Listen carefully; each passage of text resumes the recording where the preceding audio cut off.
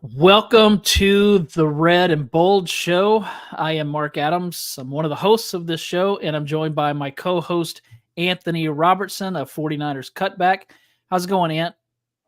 It's going well. The rookies have reported for camp, and that means that we are officially on the clock, and the 2024 season is upon us. And that's exactly what we've been waiting for, the long break of time where we were basically without any new content is over. And now that we're going to get to actual football, actual practices next week, training camp kicks off. And then it's just full go at seeing what this team can be in 2024. And boy, am I excited for that because I'm missing football in a big time way. And I think getting out the training camp and seeing it's going to be huge. And what's up, Freddie? I see you and Chad. Always good to have Freddie McDre in the house. Yeah, it's that time. I mean, next week, this time next week, we'll have real stuff to talk about. So excited about that. And here's a weird thing. I just when we went live, I always do this live, on YouTube and on Twitter or X. But I just saw this notification that you have to have a premium account now to go live on X, which is the dumbest, stupidest thing. But oh well, we'll see. So sorry for that little side note. Just got flustered and frustrated there for a second. We're going to talk about 49ers rookie training camp storylines. But before we get into that, a couple of things. First is that the report came down that Brandon Aiyuk has requested a trade.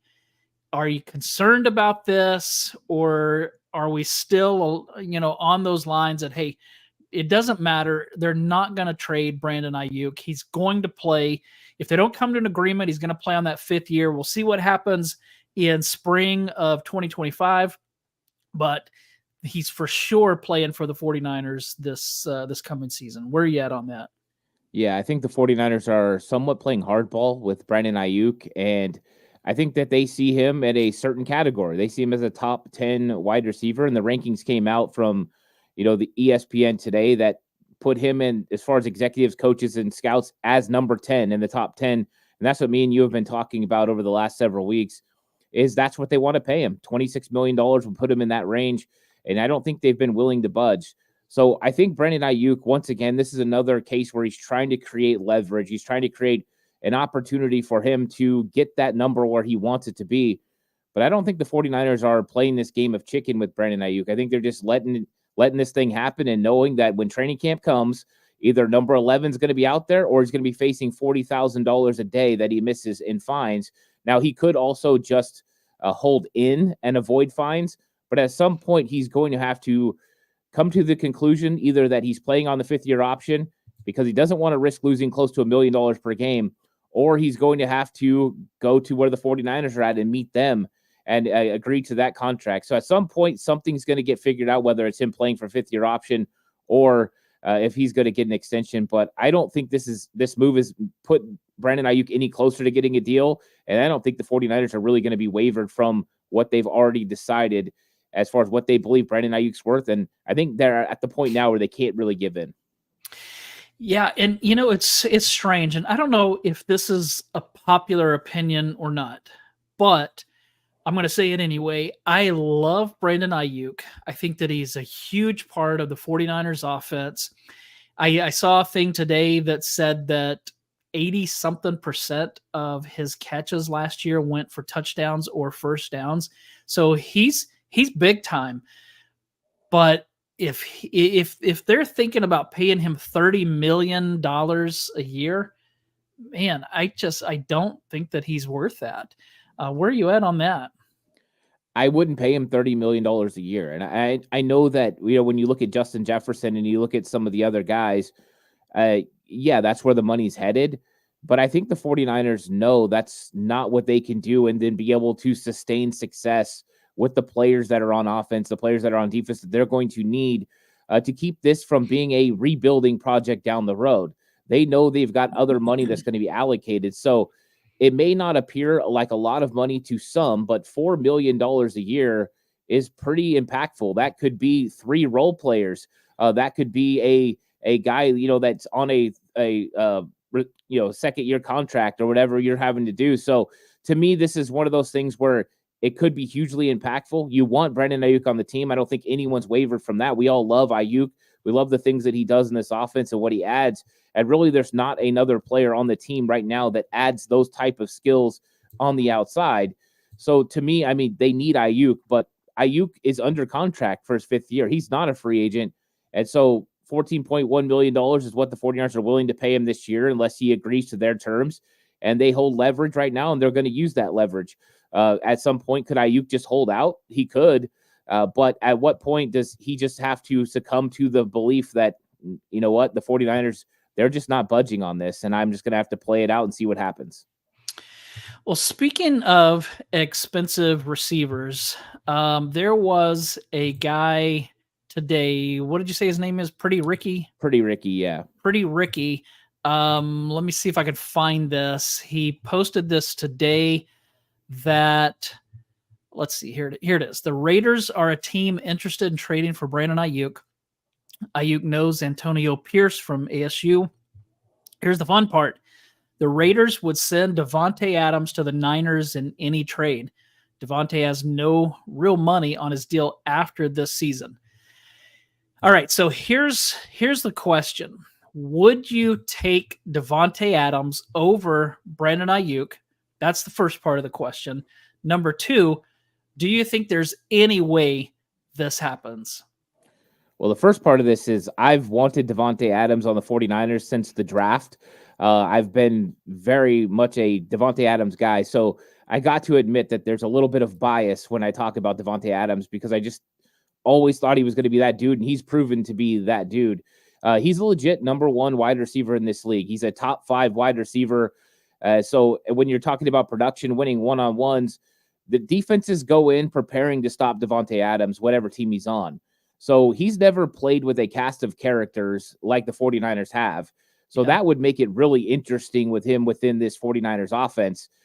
He's a guy that can catch 100 yards. He's had 6 seasons where he's had double-digit touchdowns. Brandon Aiyuk has had 0. And I know that that's not fair to Aiyuk because if you put Aiyuk in a pass-centric offense where he's the main target, he probably would have a lot more production. But you just look at the stats, you look at the ability, and you're like, wow, yeah, he would be one of those guys that made sense if you're trading Aiyuk. The problem is he's going to turn 32 in December, and he's probably closer to the end of his career than he is the beginning. But he's hyper-competitive. He's a leader by all aspects and a player that plays a really high level of football. I think the problem with this trade potentially is, number 1, he does have an out after the end of the year that the 49ers could exercise. So you're talking about a 1-year deal potentially unless you rip it up and you create a new deal.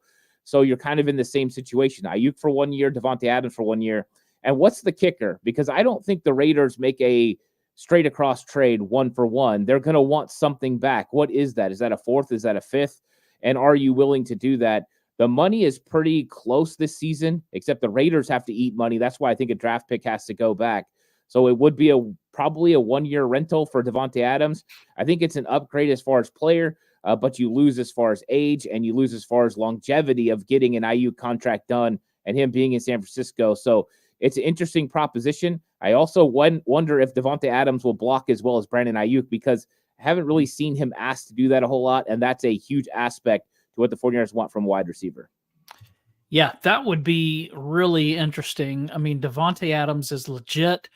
Obviously, he was better when he was younger. He was better when he had Aaron Rodgers. But, hey, I think that I would take him. I mean, if we talk Aiyuk long-term versus Adams as a 1-year rental, then I don't know. But I don't know. Maybe Davante Adams pushes them over the top.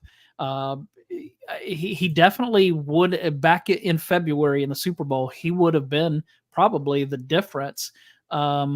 So let me get to this question here. Somebody's asking, does that mean that the Niners are going to franchise tag? I don't know if they're talking about Aiyuk or it would have to Adams be Aiyuk. or...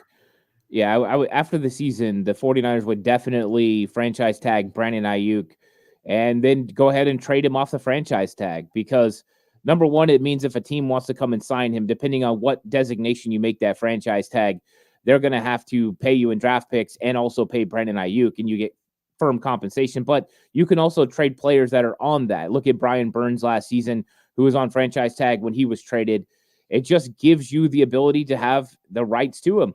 And if he decides that he wants to, stay in San Francisco or they can't work out a trade, then next year he plays for between $23 and $25 billion, which is still less than the $26 million they offered him. So to me, it's not a crazy thought to think Brandon Aiyuk is not going to be here in 2025, even on the current contract the way it is because of the franchise tag. Yeah, that's a really good point. And like we've been talking, I mean, a lot of people have been mentioning the fact that Aiyuk has no leverage. He may be doing what he can to try to get leverage, and requesting a trade is kind of the thing that they seem to do these days, but it's not going to work. They're not going to trade him. If they do, it's going to be for another player who can help the team this year. But even then, Davante Adams is better than Brandon Aiyuk in my opinion, but he doesn't know this offense like Aiyuk does. I mean, he played in Green Bay, but is he going to know it like Aiyuk? And like you mentioned, is he going to be as willing to block? Is he going to be as good at blocking? Because in Kyle Shanahan's offense, he has to do that. He may not have had to do that much in Green Bay, but he would have to do that in San Francisco. Yeah, one of the most interesting things would be, as you see, in our comments over here in our chat, people are talking about what Davante Adams attention he gets from defenses, and that's the whole difference. Right? We had Matt Mayoko on, and he talked about Aiyuk being fourth as far as teams game planning to stop the 49ers. Davante Adams would scream up the board to 1 or 2, and if you're not doing that, and the way that teams bracket coverage him, he could go off. And I think that's the big difference. It's a proven commodity who his press releases are second to none. His attention to detail, second to none. His film work, second to none. He's a pro by every sense of the word. And so I think he would pick up this offense extremely fast. And if he got a full training camp, if they pulled the trigger on this thing before camp, well, then he would definitely fit in. The questions are going to be, he still garners a lot of respect in Las Vegas, and he has a lot of pull within that organization. He would have to sign off on this. They're not going to just let him go, and he's got to decide. Yes, he's from the Bay Area. Him and his wife both went, to Fresno State, so he's from the area. That makes sense. But does he want to leave his home in Las Vegas, where his kids go to school and things like that? There's a lot more to this, and so I think it would be interesting. And I think this is the first time there's been a legitimate option as far as trading Brandon Aiyuk, because we've talked about this a lot. You have to get something back that's going to help you in 2024. And I think Davante Adams would be that guy. I don't think a lot of the other trades that we've seen come down really make sense for the 49ers, especially anything that has to do with draft picks. Why? Why wait till 2025 when you can win a Super Bowl in 2024? Raphael asks, would Adams demand double team in this offense? Yeah, go ahead. I think all we have to do is go back to 2021. I know that was 3 years ago, but that game in San Francisco against the Packers, Davante Adams beat the 49ers. I mean, you remember, like, at the end of that game, everybody knew that Aaron Rodgers was going to throw the ball to Davante Adams. He had very little time, and in like 3 throws, got the Packers into field goal range. They kicked the field goal, won it. It was all Davante Adams.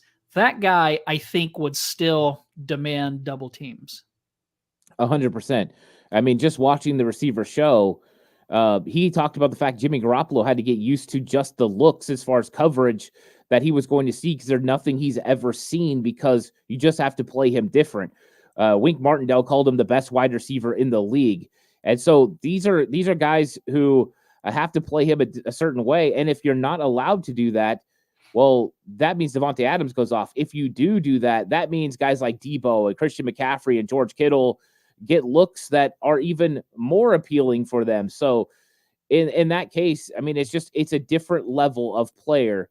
And I like Aiyuk, but you're talking about, a guy who's top 5 compared to a guy that's top 10. There's a little bit of difference there. And so, yeah, I mean, I think the 49ers still, it's going to take a lot to get this deal done. If there was even a conversation about it, I don't know how serious it actually is. And I think the best case scenario is still that Brandon Aiyuk stays, because I think it's more, it's could be long term. It could be someone, like you said, within the system that already understands it. So I think that's kind of the feeling I have, is it will stay that way. But if something happened and Davante Adams and Brandon Aiyuk were swapped, I think it could change the dynamic of the 49ers. And we do know they did call about Justin Jefferson, at least to take an idea. So they're not against adding to their football team. Just with all things, what's the price? Is it worth it? And in this case, we'll find out if there's something here. I don't know if there's smoke or fire. We just know that right now there's a tweet. Right. Yeah, that's a lot of discussion for a tweet that in which he went out of his way to say this is just a rumor. So this probably is not going to happen, but it still is kind of fun to talk about. And I'd love to have Davante Adams. But anyway, what we're going to talk about today is 49ers rookies reported yesterday. And so want to talk about some of the storylines surrounding the rookies in training camp this summer. So let's jump in and discuss this. The first thing is that we heard yesterday that the 49ers have put Ricky Pearsall on the non-football related injury list. Now, I don't entirely know what that means. I do remember that back in the mandatory minicamp, I think it was, he was wearing a blue non-contact jersey. So I don't know if he got injured in the spring or if he did something. I guess if it's a non-football related, then he must have gotten injured away from the practice, I would assume. So I don't know if this was in a workout or a basketball game or he tripped over something at home. I don't know. Have you heard anything about this? Is this something that we should be concerned about? Because right now, for me, this is the number one story surrounding the rookies coming into training camp. Yeah, I think it was a little surprising that Ricky Pearsall was put on NFI, and it definitely means he got injured in training or something that was, not in the 49ers organization. And we know that the 49ers are required to, make these claims and put these things out there. The NFL requires that they do it if players are injured. So that's the first case. I did see Matt Barrows and Matt Mayoko both say, from what they heard, it was nothing serious. So we'll see what happens, if Pearsall's ready to go. Maybe he'll be ready to go, a week from now at training camp, and they can activate him at any time. But this is just one of the normal procedural things. I'm hoping it's nothing significant, and it seems like it's not. So Pearsall will be available at some point, at training camp. I'm hoping it's from the start, because I know I'd like to get a glimpse of him and see how he's operating, and especially once we get into pads. But right now, really what he's missing is he's just going to be missing some of the on-field work where they're working on conditioning right now for the rookies and getting them established and ready. So that way, when they get to training camp, they're ready to go and they don't have to worry about anything like that. So that's what he's going to be missing. I don't think it's very significant. He can still be in all the meetings and all of that. So to me, this is right now a nothing. But at some point, if he's not coming back right away, it could turn into something. But at least early reports seem like it's not that serious. Yeah, if this was Deebo Samuel, I don't think that I'd be sweating it at all, because I would just, he has plenty of time to heal up whatever is ailing him. But when it's a rookie wide receiver, I think that we've just seen too many of those, go back to AJ Jenkins. Now, he wasn't any good, but you go back to guys, especially as rookies, when they come in, they get injured, and sometimes it seems like they don't quite ever get back on track. Javon Kinlaw was drafted and he was already injured. He had that knee issue and he never really became what he was expected. Last year, he was pretty healthy and had a good season, but so that's the only thing that I worry about, is that a rookie right out of the gate, hopefully, like you said, he's ready to go next week, because I'd hate for him to get too far behind. That's going to impact his rookie season. Yeah, and I'll tell you what could be interesting is all the talk this season has been about the end of the wide receiver room.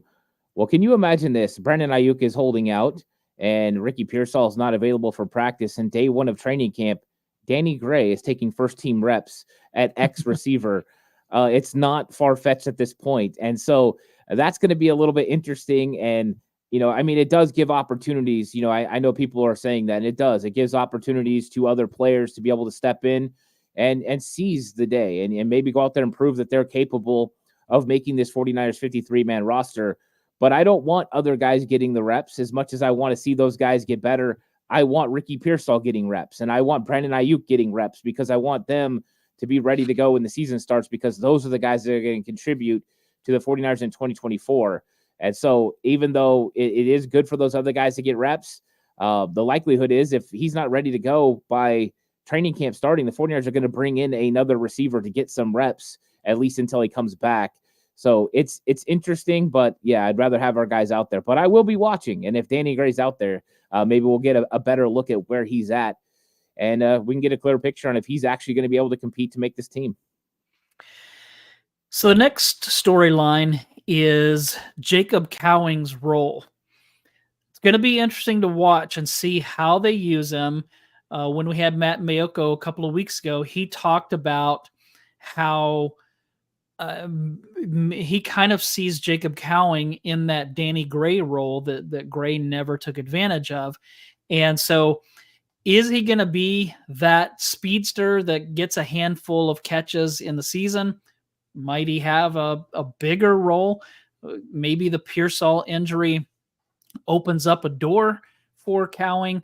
But what do you think about Jacob Cowing's role going into training camp? Where do you think this is all going to turn out once he gets in there? I think Kyle's going to have some specific looks for him that he's going to want to use. I think they're going to want to get him the ball and some screens and maybe a couple, reverses and plays like that. Things that use his dynamic speed. But he also has a pretty good route running ability. So getting him in the slot occasionally against bad matchups, whether that's a team, that plays a guy that used to play safety. Like if you play the Rams and they've got Carnell Lake out there, that could be a tremendous matchup for Ricky Pearsall or for Jacob Cowing. But those are the type of situations I see. Plus, you get certain looks, and then all of a sudden you run that slot fade, and we know that's been a bugaboo for the 49ers defense. Well, it could also be a weakness for other defenses around the league as well. So there's going to be key opportunities to use Jacob Cowing. The question is, how much is it going to be? I don't know. I don't know how much opportunities he's going to have to really be able to use his skill set in year one. But I think Kyle will find some here and there where we'll see moments where we're like, all right, Cowing, he's got something there. And then, of course, if there's injury, then he will have opportunity. So I think he's got a particular set of plays that he wants to use him in, some gadgets, some matchups, and that's what Kyle will try to use him to take advantage of. This wasn't one of the storylines, but I want to get to Leon's question because it does deal with the rookies. He says if an NFL undrafted free agent gets drafted in the UFL, does NFL have contractual priority? If the undrafted free agent sticks on an NFL roster, did the UFL team waste a pick? How does this work? And then he follows that up with asking about UFL draft because Schrader, Mordecai, and I believe Anderson got drafted by UFL teams, wondering how that works. Yeah, they all three were drafted. Anderson, Mordecai, Schrader, and there was somebody else, offensive lineman. Yeah. And so I have no idea how that works. My assumption, based on things like the Canadian Football League, the USFL back in the day, my assumption would be that if a team in the UFL drafted a player on an NFL roster, that player is going to be able to decide. Now, if they sign a multi-year contract with an NFL team, I think that makes the decision for them. But if it's a situation like an undrafted free agent who doesn't have a long-term deal or a multi-year deal, I would think that if they were cut by an NFL team, then they're free to go play in the UFL. But if they make the team, obviously you'd rather play on an NFL team than a UFL team. But I don't really know how that works. I mean, we've seen in the past where, you have a guy like Bo Jackson who refused to be drafted by the Tampa Bay Buccaneers or refused to go play for them. And then the Raiders ended up getting the rights to him later down the road because Bo went to play baseball first. You had a situation where Deion Sanders played both sports. And so I don't remember how those contracts worked then, but I'm guessing that the NFL team is going to have the priority, not only for the player, but contractually as well. But look, if Cody Schrader doesn't make the team and nobody else picks him up, then he's going to be playing in the UFL probably this next spring. Yeah, I mean, teams, the CFL will have their draft and they will draft players as well. Basically, they own the rights. So if that player decides to come to their league, then he's going to play for a particular football team. So, yeah, I mean, the NFL is always going to have, the first dibs because the players want to make more money. The reason that you had the USFL back in the day poaching some of the players was the amount of money that they were paying. Guys like Steve Young getting $50 million contracts back then was huge. And so they went to play that way. Well, in this case, you brought it up perfectly. You got guys that got drafted, and the 49ers had, a couple guys taken, especially like Schrader taken in the second round.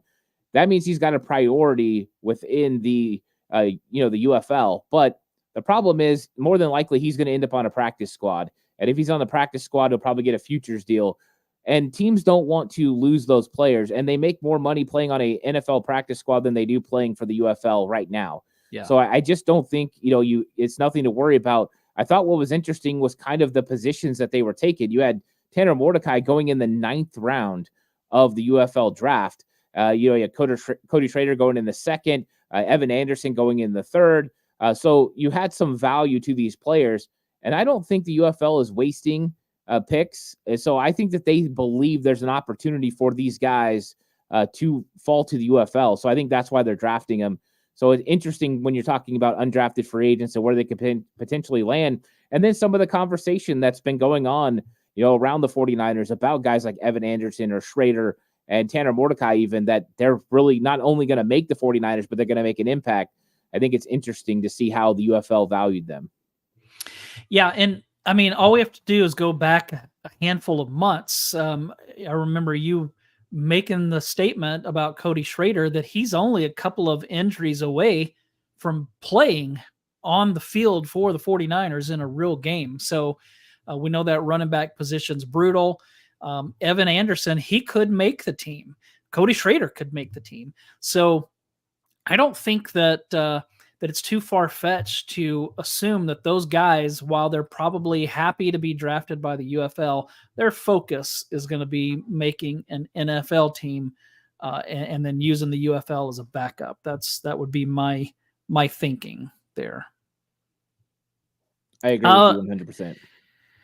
The next one is, will Dominick Puni play much this year? There is the chance that he could take over a starting position, or he could just kind of do like Aaron Banks and just be a backup all season.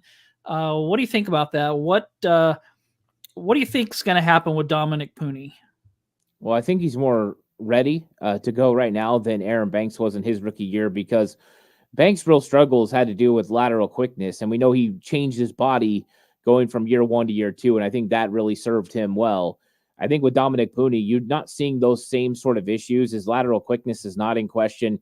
He's still big and physical. How quickly will he adapt to the 49ers run game and being able to run block, I think is going to be the biggest question. But I think it all comes down to health. If Aaron Banks and John Feliciano and Jake Brendel are healthy, I think the likelihood is you don't see much of, these guys this year, especially Dominick Puni. I think it would be more of a redshirt year.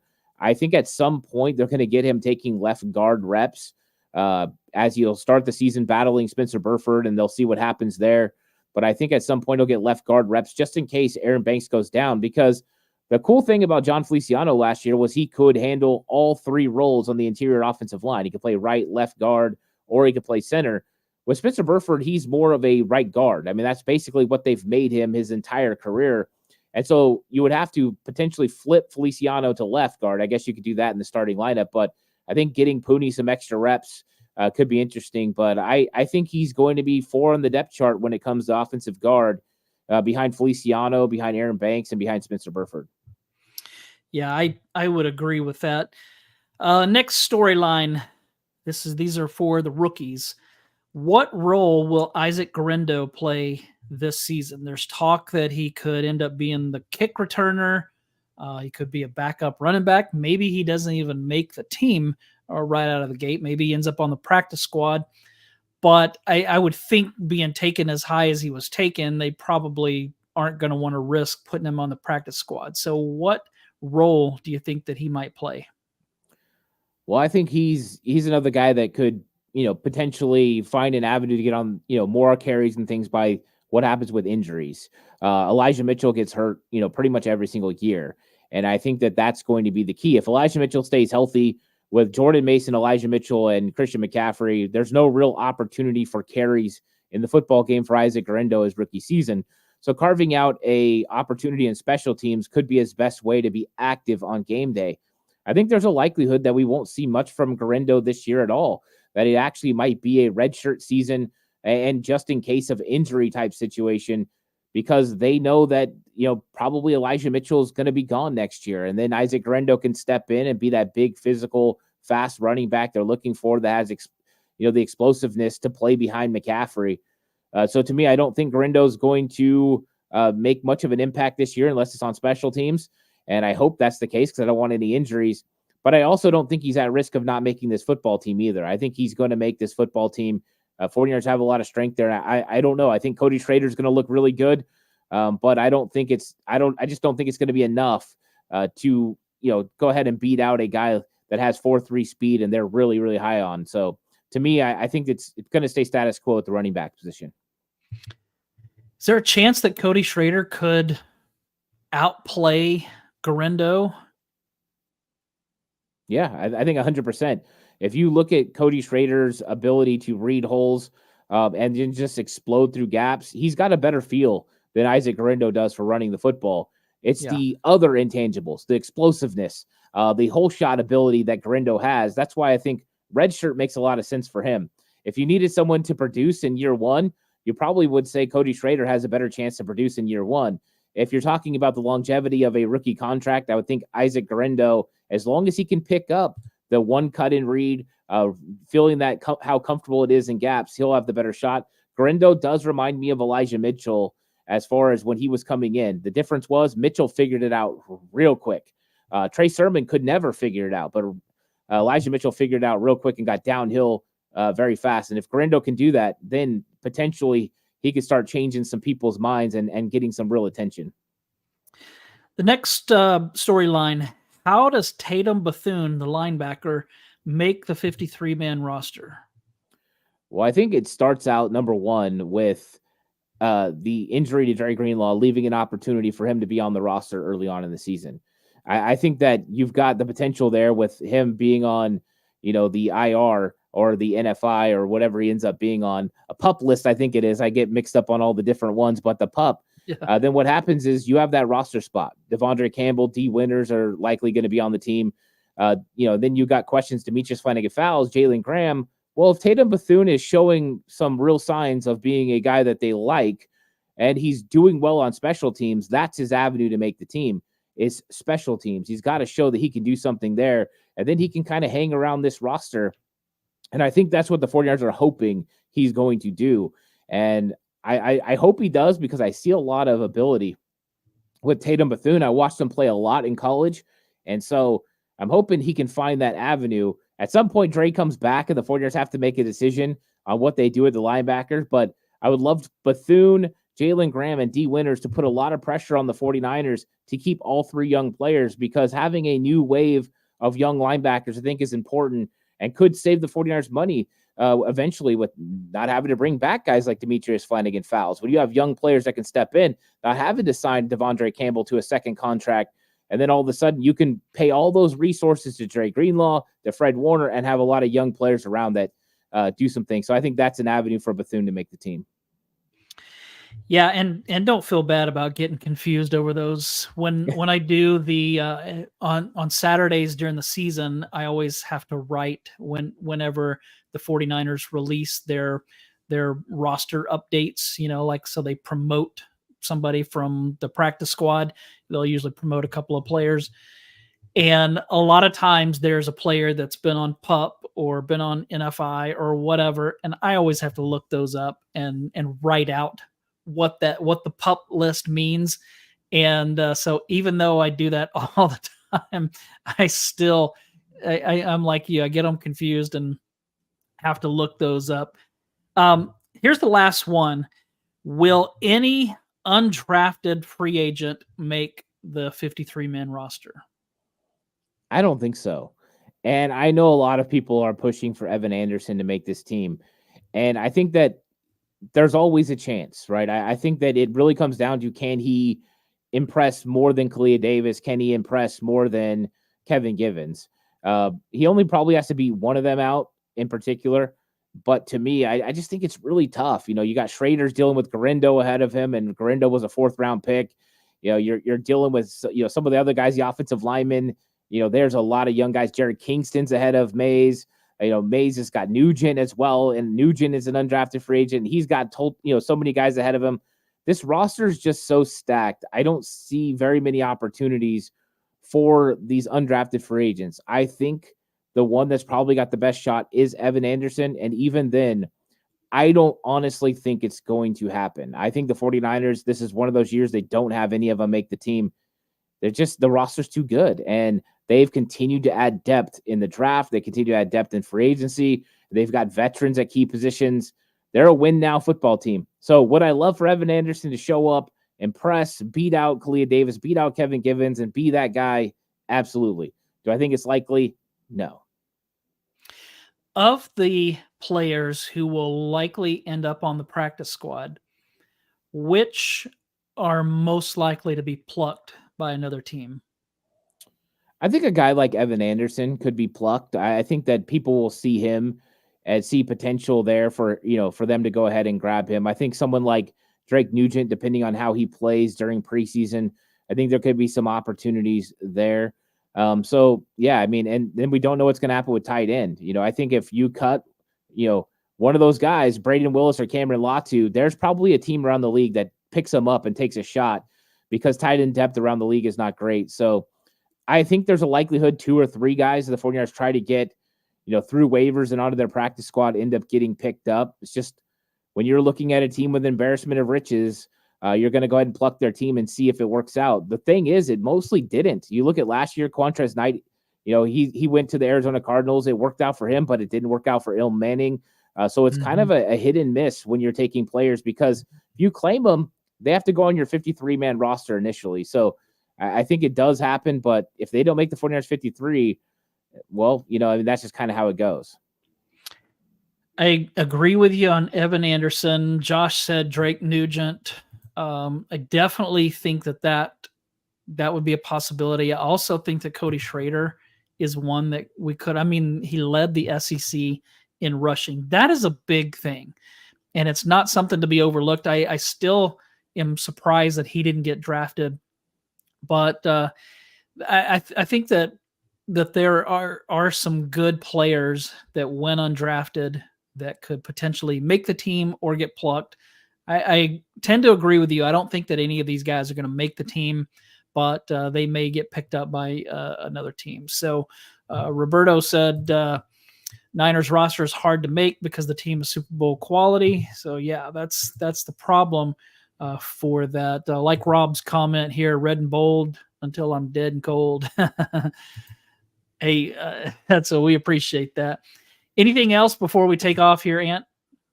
No, I'm just excited. I really am. I mean, we're talking about actual football, and this is going to be great. Training camp, it's going to be a blast, and I'm looking forward to getting out there and watching and seeing these players.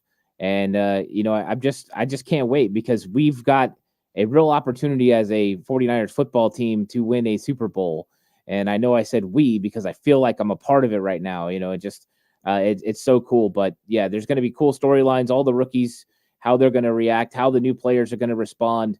And then we're just around the corner from preseason. August 10th is going to be here before we know it. And the 49ers are going to be starting preseason. We're going to get our eyes on some of these young players. And these training camp battles are going to be decided on the field where it should happen. And that's what I'm excited about. Real football is almost here. And I can't wait for it. Are you going to make it to any of the training camp practices? Yeah, so far I have already secured a couple of dates. I was able to get some dates. Really appreciative to people that are helping me out, and then I'm going to try to get a couple of more as well, so that way I can get out there as much as possible and just get a clear eye. I wanted some at the beginning. I wanted some with pads. It's hard for me to make it out every single day. I did that already, almost died.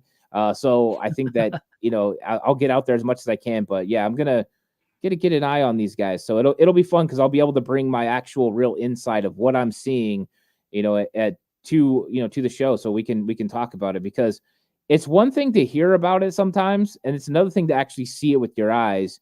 And the coach in me really takes off when I start seeing it. And I'm like, I will pay attention to things that I don't know if people pay attention to. It's me. I was offensive guy. I coach line. I've coached every position, but I'll watch footwork for I don't know how long. So a boring drill for everyone else is exciting for me as I'm sitting there watching footwork and seeing how they do it. So I just can't wait to see it. I miss that part of football. I always enjoy training camp. Well, I will. I look forward to hearing what you're seeing from those practices. I'm not in California, so I have a better chance of making it to the Bears training camp practices, and I have no interest in going to the Bears training camp practices, although it might be cool to go watch Caleb Williams. I had a friend that worked for Anderson University in Anderson, Indiana, where the Colts used to have their training camp practices, and he invited me to come down because he was kind of in charge of the training camp from the university's standpoint. And he invited me to come watch a Colts practice when Frank Gore was there.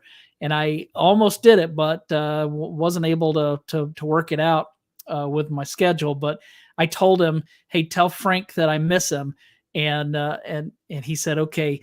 And later I talked to him and said, hey, did you tell Frank that I missed him? And he looked confused. And then he goes, oh, yeah, Mark, I told him. And I said, all right, what did he say? And he goes, he said he misses you too. So I knew that he was lying, but it still was fun to talk about that. I should have just made a point to go because he was going to introduce me to Frank Gore, and that would have been pretty cool. So, but I really didn't care. I think this was when Andrew Luck was the quarterback of the Colts. So that would have been pretty cool to go see, but I didn't do it. So anyway, but hey, everybody, thanks for joining us. Let's say thank you for everybody that's in the chat. Freddie, thanks for the comment. He said, love the inside of you too. We appreciate that. Let's see. Raphael, any news of the 49ers Saints joint practice? Will it be open to the public?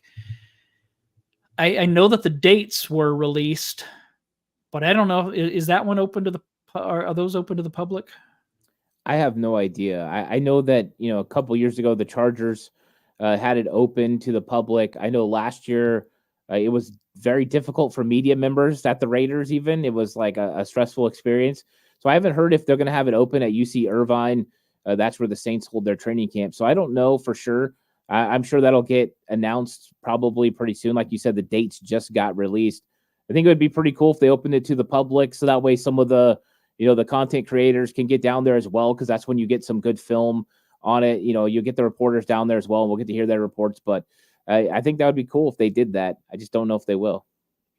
And for those wondering why the Saints are doing their training camp in California, it's because it's 800 degrees in Louisiana, and nobody wants to be in full pads in that mess. That's why. Thanks, everybody, for joining us. Hope that you have a great rest of your week. The next time we talk, it's going to be the real thing. Training camp will be open. The whole team reports next week. So looking forward to that. Have a great week, Ant. Have a great week, everybody. See you next week.